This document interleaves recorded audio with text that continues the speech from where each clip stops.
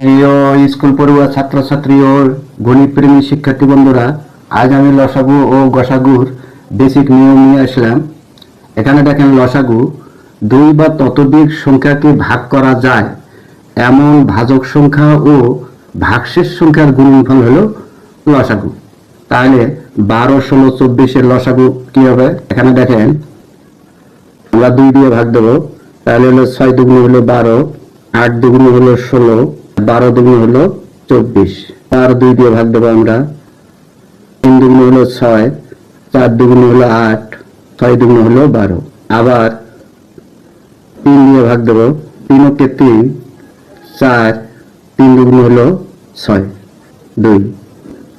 এখন আবার 2 দিয়ে ভাগ দেবো। 1, 2 দুগুণ হলো 4, 2 কে 2।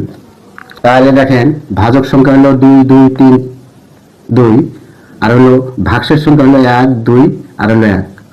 তাহলে এখানে কি বলছে? ভাজক সংখ্যা ও ভাগশেষ সংখ্যার গুণনফলটাই হলো লসাগু। তাহলে লসাগু সমান সমান পেলাম কি? 2 গুণন 2 গুণন 3 গুণন 2 গুণন হলো 2, কারণ 1 দিয়ে গুণন করলে ওটাই হবে। তাহলে আমরা গুণনফল আমরা কত পেলাম? 2 দুগুণ হলো 4, 3 4 হলো 12, 12 দুগুণ 24, 24 দুগুণ হলো 48। তাহলে লসাগু পেলাম আমরা হলো 48। আশা করি আপনারা বুঝতে পারছেন। আবার এই গসাগুর ক্ষেত্রে দেখেন, প্রত্যেক সংখ্যাকে ভাগ যায় এমন ভাজক সংখ্যার গুণনফল হলো গসাগু। তাহলে 12, 16, 24 এর গসাগু হলো, এটা ভাগ দেবো আমরা হলো 2 দিয়ে। 6 দুগুণ হলো 12, 8 দুগুণ 16, 12 দুগুণ হলো 24। আবার 2 দিয়ে ভাগ দেবো। 3 দুগুণ 6, 4 দুগুণ হলো 8, হলো 6 দুগুণ হলো 12। তাহলে এখন 2 দিয়ে যদি যায় 4 কে যায়, 3 কে 6 কে যায়, কিন্তু 3 কে যায় না। এখানে কি বলছে? প্রত্যেক সংখ্যাকে ভাগ যায় এমন ভাজক সংখ্যার গুণনফল হলো গসাগু।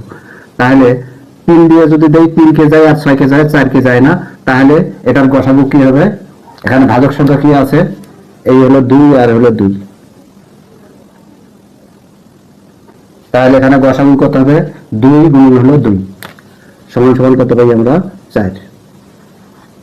আশা করি আপনারা বুঝতে পারছেন। সবার মঙ্গল কামনা করছি। ধন্যবাদ।